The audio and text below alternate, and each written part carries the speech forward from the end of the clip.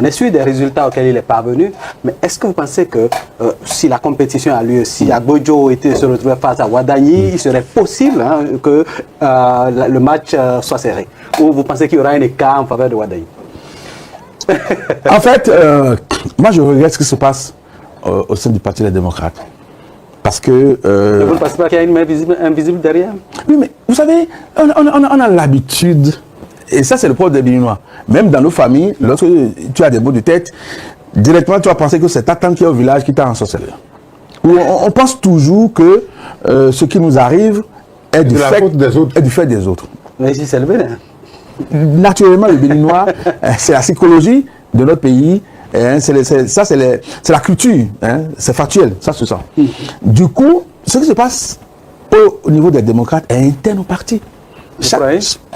Mais est-ce que jusqu'ici, il y a des éléments, il y a des faits qui montrent de façon extensive, de façon tangible, qu'il y a une intervention de la part du gouvernement ou bien de la part des membres des partis de la mouvance présidentielle dans ce qui se fait? Moi, je pense... Vous parlez à des journalistes politiques. Oui, je suis d'accord. Je suis d'accord, mais ce que moi je remarque, je parle des faits. Je ne supplie pas... Parce qu'on est en train de creuser. Oui, on est en train de fouiller. Moi, je ne suis... On est en train de chercher. À l'instant où je n'aurai pas d'autres faits contraires tout à fait, qui me montrent qu'il y a eu véritablement des mains invisibles, moi, je pense d'abord... Vous savez, moi, je vais vous dire quelque chose, en tant que syndicat, et ça c'est une expérience que nous avons eue, en tant que syndicat, au moment où on faisait nos luttes syndicales, à un moment donné, le chef de l'État, l'ancien chef d'État, avait cette facilité de mal gérer les ressources humaines et d'être contraint à prendre des décisions qui entraînent le pays dans des incidences financières. Et vous allez voir, nous on est des travailleurs, on en profitait. Il faut être honnête. Il faut être honnête. Et prendre déjà la décision sur le terrain, après on se rend compte que c'est compliqué. Après on se rend compte que c'est compliqué. Donc, c'est pour ça que je dis que ça dépend d'abord du leadership. Le rattrape maintenant? Oui, ça le rattrape un peu dans la mesure où le leadership qui devrait imprimer au niveau du Parti des démocrates n'est pas suffisamment ficelé au point où il ne maîtrise pas ces éléments. Sa troupe. Donc la troupe lui échappe, des éléments lui échappent. Oui, forcément. Voilà. Il y a eu trop de frustration. Ouais. Et, excusez-moi le terme, et ça, moi, je l'ai vécu quand j'étais directeur des études de la programmation et du suivi et évaluation du Fonds national pour l'environnement et le climat. Il y a une forte propension de régionalisation, de régionalisme dans l'administration au temps de Yahya Boni. Et je suis honnête en le disant. Et c'est la même chose qu'il a transposé dans le parti. Qui a été un peu transposé au niveau du parti. C'était un fertile pour la victoire de votre candidat. Non, moi j'aurais aimé que les démocrates, comment appelle-t-on, compétissent. Et bon, ils vont le faire, je le souhaite cela. Ce n'est qu'à ce niveau-là que vous allez comprendre qu'en réalité, les populations à la base sauront apprécier le capital de Patrice Talon, voilà. Par rapport à... Voilà, je ne vous arrête pas, mais on est pris par le temps. Tobila, commencez par nous dire, comment voyez-vous le Bénin après 2026? Bon, mais écoutez, après 2026, le Bénin a pris son envol. Et rien ne peut l'arrêter. Et ça, j'ai la conviction de ça. Quel que soit le président qui va arriver, je suppose même que demain, M. Agbojo devienne président de la République du Bénin. Il y a des réformes qui ne peuvent même plus changer. On ne peut plus revenir. On ne peut plus revenir en arrière. Le fait est là. Vous voyez, les questions de numérisation, de digitalisation, de l'économie, il ne peut pas revenir en arrière, puisque c'est des choses qui ne sont pas des acquis. Vous voyez, c'est intéressant pour le peuple. C'est intéressant pour le peuple. Donc, moi, je pense que beaucoup de réformes ont été réalisées et qui aujourd'hui nous mettent sur une pente donnée. Et cette pente-là, nous pensons qu'il faut travailler à la faire grandir. Après 2026, ça va être la jeunesse au pouvoir. La jeunesse est déjà au pouvoir dans une certaine mesure. C'est pourquoi nous avons eu la chance d'occuper des postes de responsabilité de ce niveau avec notre âge. Ce n'était pas évident. Avant, c'était les cheveux blancs. Avant, c'était les cheveux blancs qui étaient coiffés. Donc, on peut dire que c'est avec Patrice Talon que nous avons connu des préfets de la quarantaine.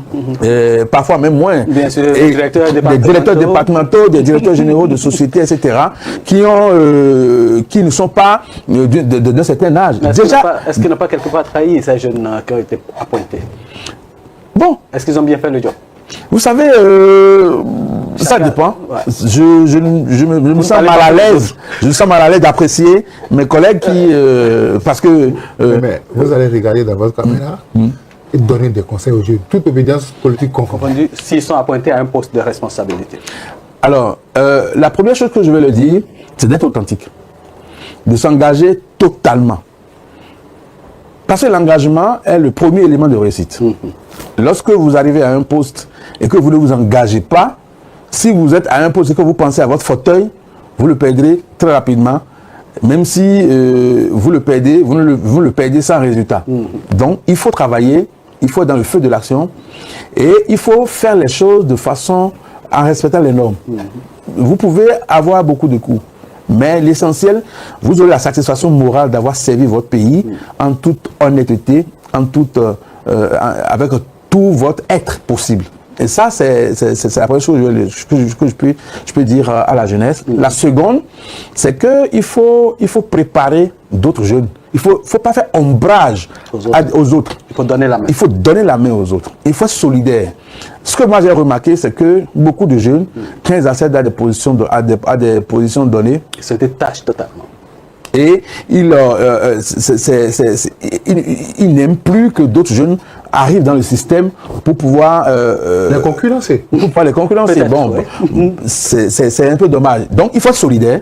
Il faut être solidaire, il faut faire en sorte. Vous voyez le Sénégalais, lorsque le jeune Sénégalais est promu quelque part, que ce soit au plan international ou au plan national, son réflexe c'est d'amener son frère jeune pour qu'il l'aide à réussir sa mission. Et s'il entend une opportunité quelque part, la première personne qui l'envoie, c'est son frère. Mais le Bénin ne fait pas ça. C'est le pays qui gagne. Et c'est le pays qui gagne. Mais nous, on n'est pas habitués à des... Donc, il faut qu'aujourd'hui, ça change.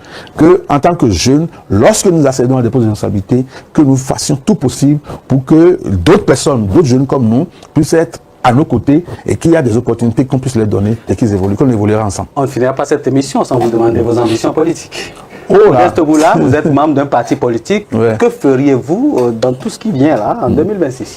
Non, déjà, j'ai pris du temps pour faire une auto-évaluation de mon action politique à la tête de la préfecture. Vous savez, quand on a subi ce que moi j'ai subi, il faut forcément une période de recul, de retraite. C'est ce que j'ai observé. Actuellement, moi, je n'ai aucune ambition politique. Moi, ceux qui me connaissent d'habitude savent que je ne suis pas du genre à courir derrière les choses. Non, pas du tout. Les choses viennent à vous? Ben oui, pourquoi pas. Je suis un être humain. Absolument. Mais dire que, bon voilà, je fais ci pour ça, je ne suis pas... dans cette logique. Moi, mon objectif, c'est... J'ai toujours été militant. J'ai eu une vie de militant. Depuis le collège jusqu'à ce jour. D'accord? Président d'association, président de mouvement politique, au campus, membre d'association étudiantine. Donc, je ne peux pas vivre sans militer. Je ne peux pas vivre sans militer. Et donc, partie de vous. Ça, c'est moi, ça. Donc, je veux reprendre ma vie de militant et je suivrai les instructions de mon parti politique et je veux mouiller le maillot pour mon candidat parce que, pour moi, c'est un capital qu'il faut préserver. Je ne vais pas laisser autant de plumes pour qu'aujourd'hui, on puisse jeter l'éponge. J'ai intérêt à travailler pour que le capital que nous avons laissé en 10 ans, que ça soit pérennisé pour les générations futures.